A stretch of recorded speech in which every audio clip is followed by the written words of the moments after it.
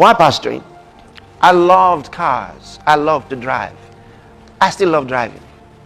It's fun. When I get the chance, which I hardly get. You see, I probably drive maybe twice or thrice in a whole year. Can you imagine that? And then this driving I'm talking about, just a few, you know. I love to drive. I liked it. I enjoyed it. So there was that year, several years ago. I bought different cars at different times. Then I got this one that I liked so much. And the man knew how to advertise it for me. Customized, nice, one in town. So I looked at the car. I liked it. I wanted it.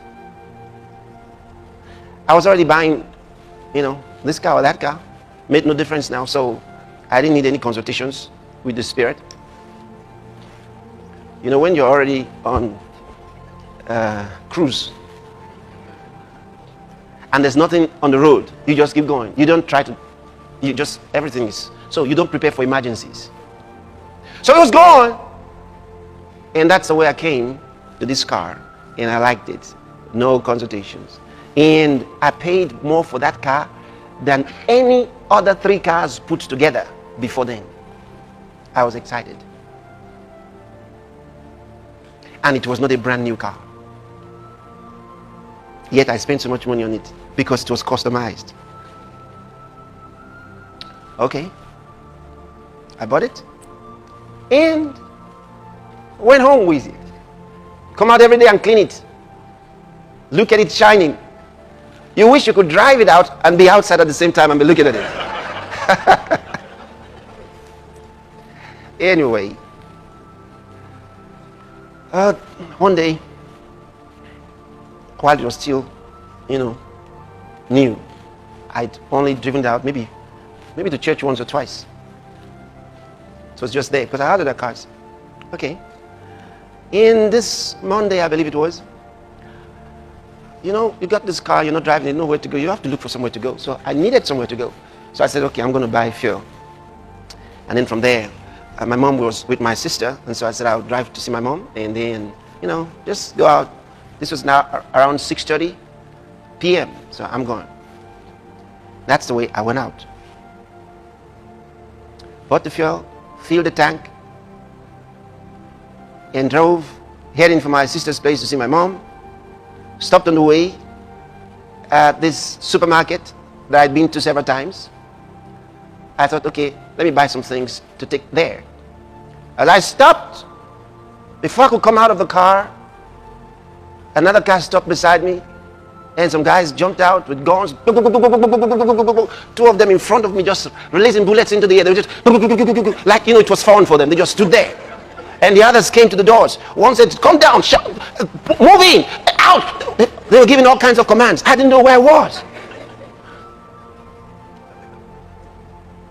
Oh, before I knew what was happening, they opened the back door and said, get inside. You don't want to open the boot to get inside. Everywhere.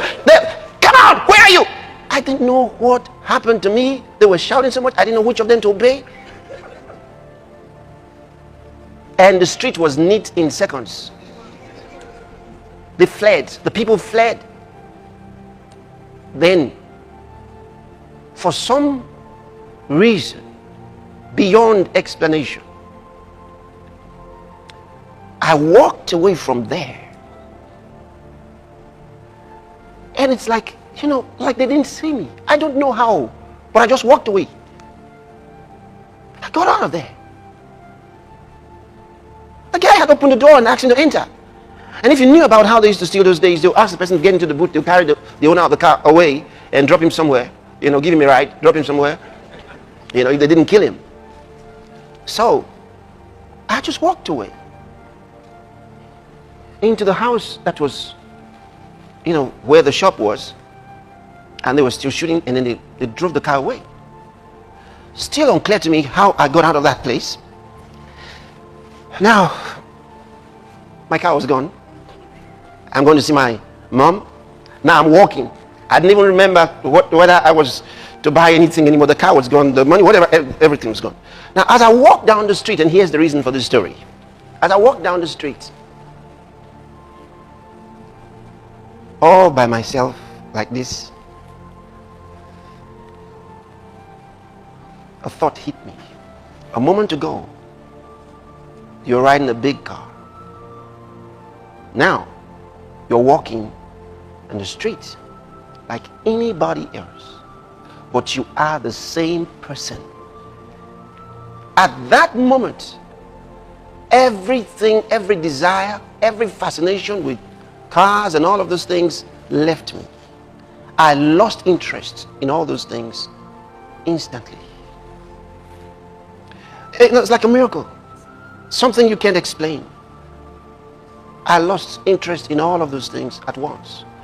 I said, a moment ago you were there in that car, and right now you're walking like anybody else in the street, but you are the same person. A man's life doesn't consist in the abundance of things he possesses.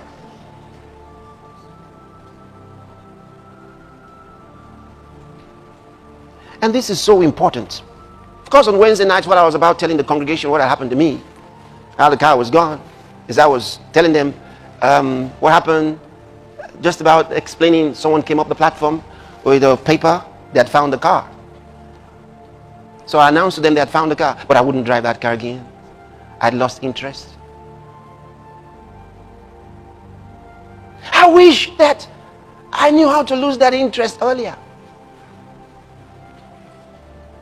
Are you getting what I'm telling you? Because you're the same person. And since that time to this time, I'm not fascinated with those things. They don't mean anything. They don't mean anything.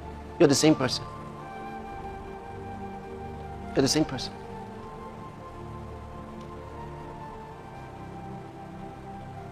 Don't wish for those things. Wish to fulfill the call of God in your life. That's the most important.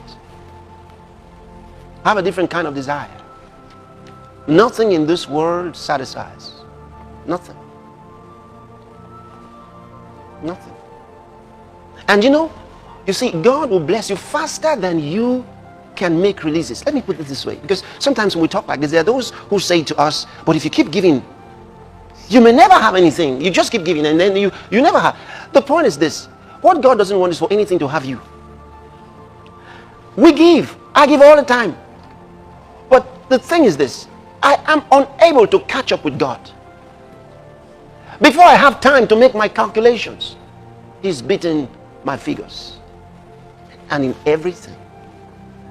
No wonder He said that seed time, He said, will overtake that harvest. And the harvest will what? Overtake the seed time. Such that you find yourself before the harvest, another seed time has come.